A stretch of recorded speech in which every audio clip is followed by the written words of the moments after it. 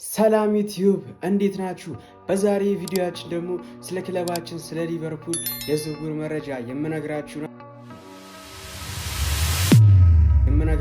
እስከ ቪዲዮአችን መጨረሻ አብራችሁን ቆዩ። ከታች ሰብስክራይብ የሚለውን ካልተጫናችሁ ሰብስክራይብ በማድረግ እንግዲህ የዳጊ ዲያዝ ዘሬድስ ፋሚሊ መሆናችሁን አትርሱ። ከታች የደውሏን ምልክት ኦን በማድረግ ሁልጊዜ እኔ ፖስት ሳደርግ እንዲደርስላችሁ ኦን ማድረጋችሁን አትርሱ።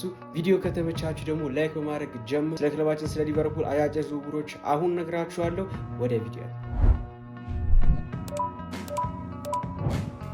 የዝውውር መረጃዎችን እንግዲህ ስንመለከት መጀመሪያ ላይ የምናገኘው ጃረር ኳንሳን ነው። የተከላካይ ስፍራ ቦታችን ላይ እንግዲህ ጃረር ኳንሳን ነው በዝውውር ሂሳብ ላይ የምናገኘው። ኢብራሂማ ኮናቴ ከክለባችን ሊቨርፑል እንግዲህ ወደ ሪያል ማድሪድ እንደተቀላቀለ ሁላችሁም ታውቃላችሁ ማለት ነው።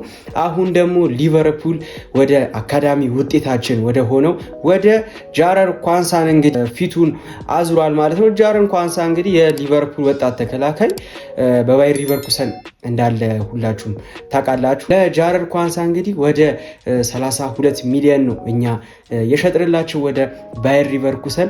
አሁን ደግሞ ያንን ተጫዋች መልሰን እኛ ከነሱ ለመግዛት 64 ሚሊዮን ዩሮ ወይም ደግሞ 55 ሚሊዮን ፓውንድ ነው እንግዲህ እየጠየቁ ነው የሚገኘው። እኛ የሸጥንላቸው እንግዲህ 32 ነው። ተጫዋቹ በእርግጥ እንደዛ የሚያወጣ አይነት አይደለም ማለት ከ30 እስከ 40 የሚበቃው አይነት ተጫዋች ነው። ያን ያክል እንግዲህ ገፍቶ እስከ 60 ዩሮ እስከ 55 ሚሊዮን ፓውንድ እንግዲህ የሚያስኬድ ዝውውር አይደለም ብዬ አስባለሁ።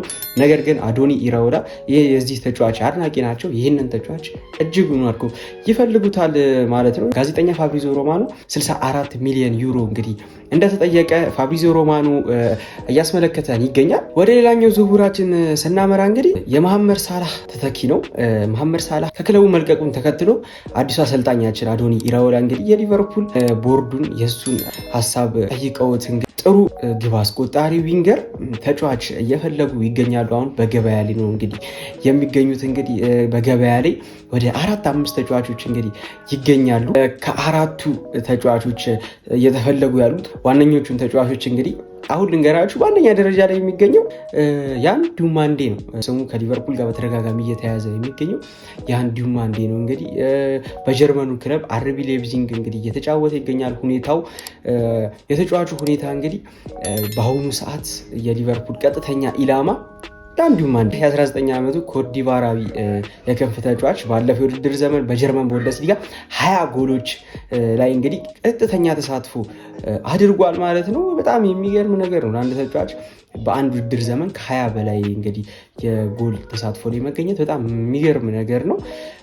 የዝውውር ሁኔታው እንግዲህ ሊቨርፑል የመጀመሪያው ይፋዊ ጥያቄ ያቀረበ ሲሆን አርቢ ሌፕዚጎች እንግዲህ ለተጫዋቹ 130 ሚሊዮን ዩሮ ነው እንግዲህ እየጠየቁ የሚገኙት። ፋብሪዚዮ ሮማኖም እንዳረጋገጠው ሊቨርፑል ተጫዋቹን ለማሳመን ከፍተኛ አካሄድ እየሄደበት ነው። ተጫዋቹን ለማሳመን ከፍተኛ ስራ እየሰራበት ይገኛል ማለት ነው። ሁለተኛው ተጫዋች ደግሞ ብራድሊ ባርኮላ የፈረንሳዩ ክለብ ፒኤስጂ ነው እንግዲህ በአሁኑ ሰዓት እየተጫወተ የሚገኘው። የተጫዋቹ ሁኔታ እንግዲህ ፒኤስጂ ክቫራትስኬሊያን ካስፈረመ በኋላ ብራድሊ ባርኮላን ተቀያሪ ወንበር ላይ ነው እያስቀመጠው የሚገኘው። በዚህ ክረምት ደግሞ ክለቡ እንዲለቅ ፈቅደውለታል ማለት ነው።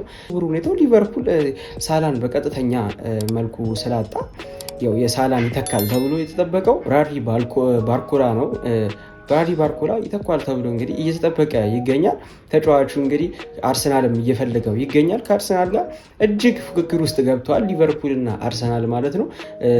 የትኛው አሸንፈው እንግዲህ ብራድሊ ባርኮላን ይወስደዋል የሚለው አጓጊነቱን ቀጥሏል። አዶኒ ኢራኦላ በተከላካይ ስፍራ ላይ እና በዊንገር ቦታ በሳላህ ቦታ ተጫዋች እየፈለገ ይገኛል ማለት ነው።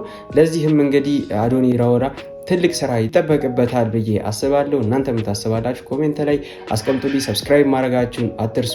የቲክቶክ ዩዘር የሚፈልጋችሁ ዳጊ ዲያዝ ብላችሁ መግባት ትችላላችሁ። ይህ የዩቲዩብ ቻናል ዳጊ ዲያዝ ዘሬድስ ተብሎ ይጠራል። ሁላችሁም ሰብስክራይብ በማድረግ የዚህ ቻናል አባል መሆናችሁን አትርሱ። ወዳችኋለሁ። ቀጣይ እስክንገናኝ ቸር ቆዩ።